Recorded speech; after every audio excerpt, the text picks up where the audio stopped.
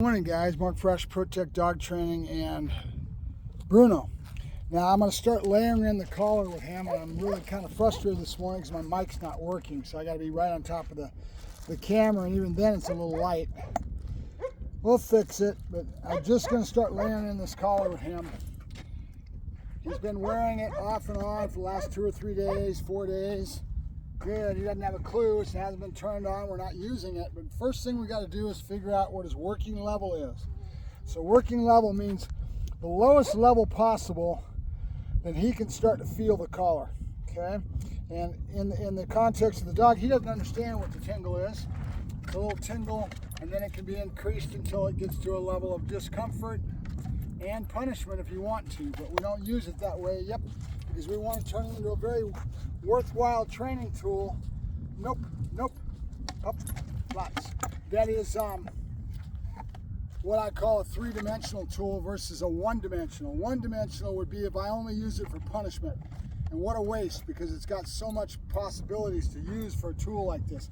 I've got vibration, I've got sound, I've got... See what happens? That's why we put you on the table. No, plots, bleiben. Good, there you go. So all I'm after right now is to figure out what level that he can feel it. So let me go ahead and change the camera position and give you a front view so that you can see his face, hopefully. All right. Now, what I'm after here is for him to show some kind of recognition that he's feeling it. I'm on a 1. I raise it to a 2.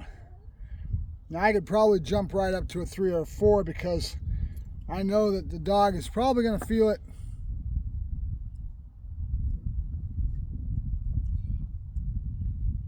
That's on a 4, and we're doing this that was a 3, excuse me. And we're on a 4. And I wish I had a squawk box so you knew what was going on, because the squawk box would tell you. But I'm just watching the dog. Hitting the button. There it is, right there. Did you see how he kind of jerked his head and looked down? He's now on a 4. So that tells me that he can feel it on a 4. We want to make sure that we let the dog. Now I'm going to break him, pull him back, and do it again on the 4. I'm just kind of reaffirming that that's the level that he can feel. We want the lowest level possible. Bleiben. I'm going to do it again, and he's now in a sit position. There it is, okay? So that's on a 4, and that's the lowest level that he can feel. He couldn't feel it on a 1, 2, or 3, but 4 he started to register it, right? So now what I'm going to do is I'm going to walk him around property, and we're going to start trying to see if he can learn the first turnoff. Now what we mean by that, is that we, good boy, you go free hunt. You go free hunt. Good boy, good. We let him out on a free hunt. We let him go do his things. You go potties. Come on, let's go. Come on, Bruno. Good boy, Bruno. Yay! And I want to have my hand on the leash because I want to help him if I need to. I don't just let him go. I leave him on the long line. So I'm using the first turnoff is going to be the recall to me, coming back to me. So what I'm going to do is I'm going to hit the button right when I say Bruno, and that Bruno means, recognize me, and I'm going to use my body language to tell him I want him to come back into me. And as soon as he turns my way and shows recognition of the collar, I'm going to let go of the button. So we're using the continuous mode. Continuous usually goes for 10, 15 seconds, whatever it is, before it shuts off on its own, right? So, and then you have what's called the nick, which would be where the button is set in such a way that right when I tap it, it's going to just give a little tap, right? A tap. But I always leave it on continuous because I can turn the button into a tap by just tapping it. I don't have to change it from continuous to nick, right? I can be the nick by just using my finger and tap, tap, right? Or continuous constant on the button, which is automatically going to turn off within a certain amount of time. Good boy, Bruno. Good. You go potties. Good boy. I got to get out here and scoop some poop today. Yes, I do. This is our general potty area that I've been taking him to in the corner. 2-3 days of poop. It's time to clean it up. Huh? Time to clean it up, huh? Yeah, yep. Good boy. Good. There you go. Nope. Good boy. Good. Good boy. You go free, hon.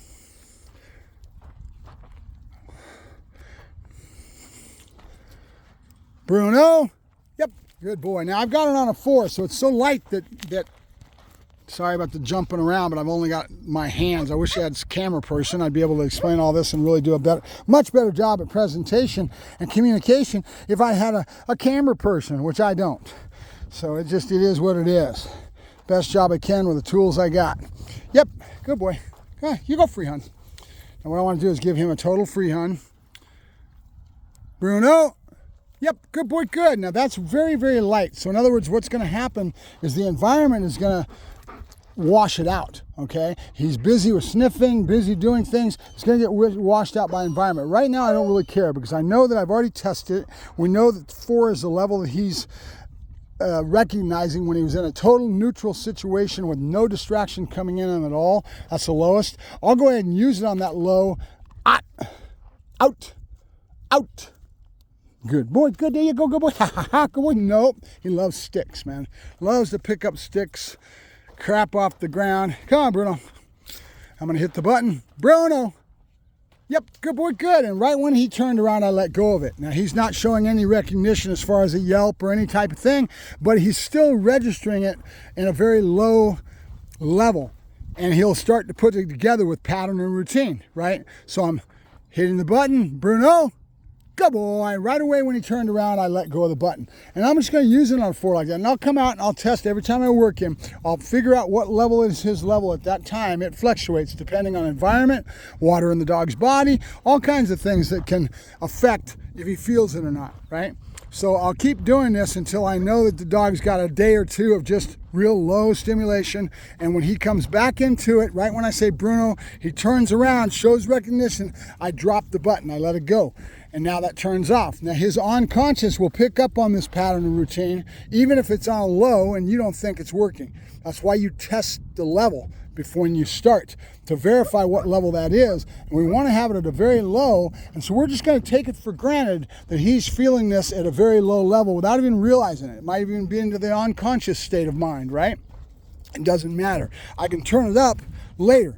Right now, I want to just trust it that it's going to be there. And then I want to keep a neutral lab environment. So we're going to do it at home until I've got enough of this going on. Bruno, yep, good boy, good. And right away when he came my way, I let go of the button. All right, so I'm just going to take it for granted. I'll do this a couple days, and then I'll play with my level when I figure out his working level. And that changes, guys, because environment will wash it out. I've explained this before. Joey's sitting on the couch watching TV, or he's playing a game, totally enthralled in what he's doing.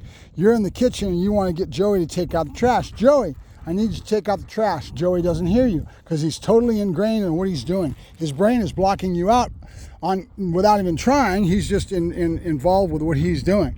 You say, Joey, I need you to take out the trash. Second time, he doesn't hear you. Finally, you raise your voice. He still doesn't hear you. You finally get so frustrated, you walk up and kind of smack him on the head. Joey, he goes, what's going on? And he turns around, and now he recognizes that you're talking to him. Well, we're doing the same thing with a collar. He may not feel it because he's being washed out by environment, other things that are going on, water in the body, all kinds of things. So we always want to test the collar, especially when you first started using it, he doesn't understand it, in the beginning, to make sure that we're trying to be at a very low level and we know what that level is. Right now, for today, it's a 4, okay? Tomorrow, it might be a 5. 4th or 5th day, it might be a 6 because he's going to get used to this, and now we need to have more recognition to the dog. But I don't want to get him to where it's a point of I just want him to learn to turn it off by responding to something he already knows. So this is our first turn off. Coming back to me and coming into me is the first thing we do. And after we get the dog to recognize that, we'll grow that. We'll do 3 turn offs, and I'll explain those as we go along. But this is the first turn off that we do. Good boy. Yep, you go free on. He's after my hot dogs now. I'm going to keep grabbing them, giving them to him. So he wants, yep, you're good. Go on, free hunt. Good boy. Good boy, Bruno. You go free hunt. You go free hunt. Go on. You go free hunt. Good. Bruno. Now he just turned around and looked at me, but he's not even registering this because, again, it's environment that's waving out. I don't really care. Bruno. Good boy. Good. There you go. and I used my body language to get him to come back to me, and I let go of the button as soon as he was coming back to me. He doesn't have to come all the way back to me, guys. He's just got to register that he's feeling something, and as soon as he turns back my way, I let go of the button. So we're starting the first initiation of him understanding what I'm trying to convey to him. And it's going to take time with the 3-way turnoff to keep working him until he finally figures out what he's doing to turn off the collar. We're giving the power to the dog, right, on a low stimulation. So that's the first turnoff, coming back into me. That's about it. The main emphasis that I would give to you, the things that I'm trying to give to you, is basically that you want to make sure you figure out what that working level is by doing what I did earlier and testing it and getting that recognition that he feels it in nothing but a neutral.